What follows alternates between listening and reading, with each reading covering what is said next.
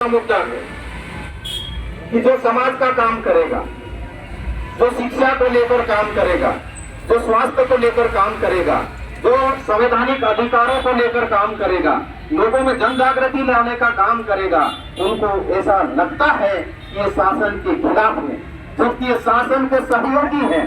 शासन की एक एक योजना को अंतिम जन तक पहुंचाने में मदद करते आपकी मशीनरी जहां फेल हो जाती है वहां पर सामाजिक कार्यकर्ता खड़ा होता है।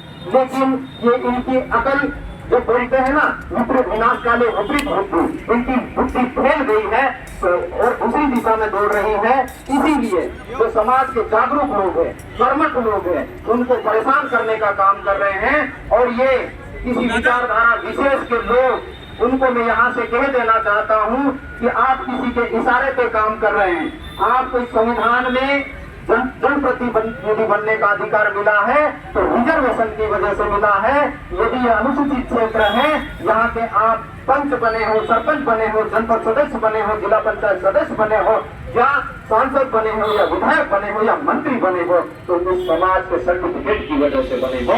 इस समाज का भला करने के लिए समाज ने आपको चुन के भेजा है।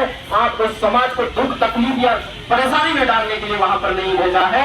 आप गलत काम कर रहे हैं कि समाज का जो काम कर रहे हैं उनको परेशान कर रहे हैं। आने वाले समय में ये जनता आपको जवाब देगी, इसका खामियाजा आपको भुगतना पड़ेगा। ये जो ट्रांसफर किए, वो भी 54 लोगों का ट्रांसफर किया, चुन के किया आपने, और उनको आपने ऐसे दूरस्थ क्षेत्र में भेजा। आज तक प्रोफेसर को ले लीजिए, प्रोफेसर एक बड़ा पद होता है, उसका यदि ट्रांसफर करोगे तो एक जगह तो जाके वो कहीं न कहीं अपने आप को सर्वाइव करेगा। ट्रांसफर प्रोफेसरों के नहीं होते, आप फिर भी आप चुन के प्रोफेसरों को बालाघाट भेजते हो, आप मुरैना भेजते हो, आप भिंड भेजते हो, आप जगडम भेजते हो, आप बैतूल भेजते हो। ये आपका गलत काम है। दूसरी बात, आप टीचरों को चुन के जिनका ट्रांसफर होता है तो ब्लॉक के ब्लॉक में होता है या अदर ब्लॉक में होता है, लेकिन आप उनको अदर डिस्ट्रिक्ट में करते हो और वहां भी दूरस्थ स्थान पे करते हो, और वो भी 20 सत्र में करते हो। आप कहने को कहते हो कि मैं मामा हूँ। इस प्रदेश का मुखिया क्या कहता है कि मैं तो सबका मामा हूँ, इस प्रदेश की नारी शक्ति मेरी बहनें हैं, और इस प्रदेश के जो बच्चे हैं वो मेरे भांजे हैं। आपको भांजों को चिंता नहीं है, मैं मिडिल सेक्टर में जाके ट्रांसफर करते हो, शिक्षक नहीं है। राजेश भाई कह रहे थे कि हमारे बड़वानी जिले में कई सारे ऐसे विद्यालय हैं जहाँ पर जितनी प्रतिस्थापना उतने शिक्षक नहीं है। वहाँ से उठा के आपने शिक्षकों को ट्रांसफर कर दिए, वहाँ पर दूसरे शिक्षकों को नहीं भेजा। उन्होंने कोई गुनाह कर दिया होगा तो हमको दिखता, हमको तो दिख रहा है। वो समाज का काम कर रहे हैं, वो संवेदनशील लोग हैं और जनता को एक रास्ता दिखाने का काम कर रहे हैं। उनको उठा के आपने ट्रांसफर कर दिया, और उनकी पढ़ाई की मामा को कोई चिंता नहीं। भांजे की चिंता मामा को नहीं है, इसलिए भांजे को भी सोचना है, बहनों को भी सोचना है और भाइयों को भी सोचना है। यदि सही में यदि भैया होते हो, मामा होते हमारे, तो हमारी चिंता करते और इस प्रकार के कृत्य नहीं करते।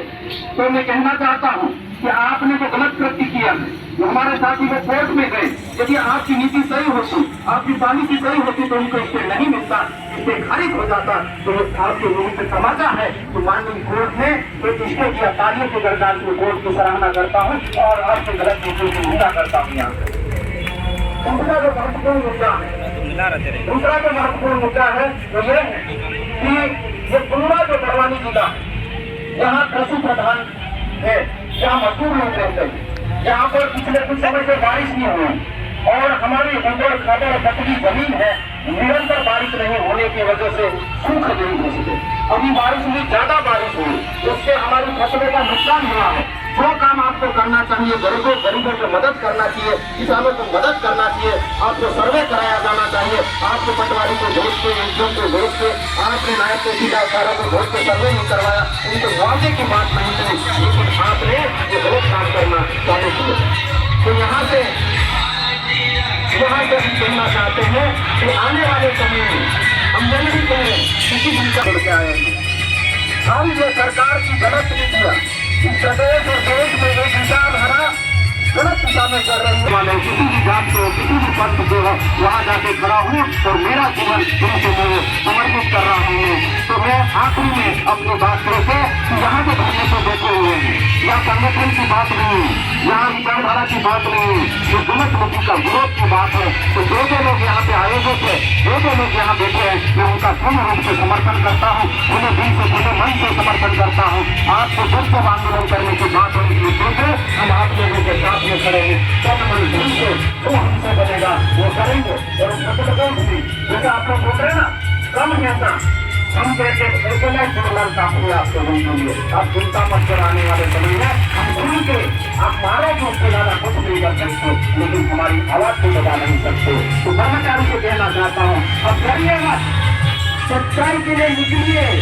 जहाँ पे आपको अनुशासनात्मक रूप से रहना है तो रहिए, लेकिन रचनात्मक काम के लिए डरिए मत। आप लोगों के लिए हम खड़े हैं, आप नहीं लड़ेंगे हम आपकी लड़ाई लड़ेंगे। चाहे विद्यार्थी हो, विद्यार्थी पढ़ाई करता है, कई सारे लोग नहीं आ पाते, कोई बात नहीं, लेकिन अब हमारे जैसे लोग खुल के आप लोगों के लिए काम कर रहे हैं। हम डरिए मत, हम आप लोगों के साथ में खड़े हैं। मैं नारे के साथ में अपनी बात को खत्म करूंगा और इस प्रकार के आयोजन लगातार कीजिए, हम आपके साथ में हैं। जितनी कम पड़े उतनी मदद करेंगे और जितने लोग हमारे साथ में जुड़े हैं उनसे अपील करेंगे क्योंकि ये लड़ाई अब हारने और जीतने के लिए और जीने और करने की लड़ाई है।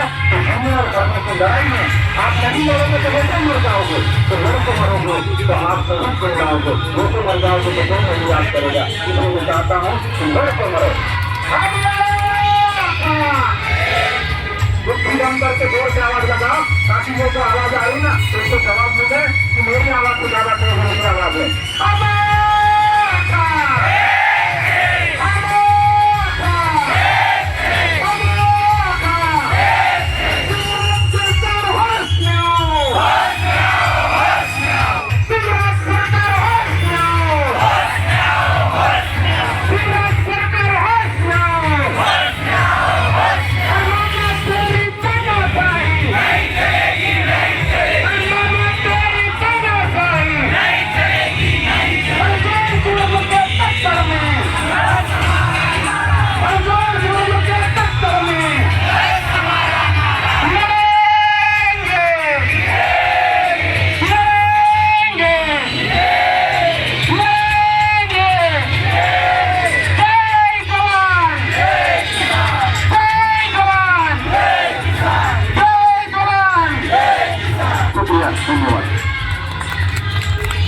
बहुत बहुत धन्यवाद दादा।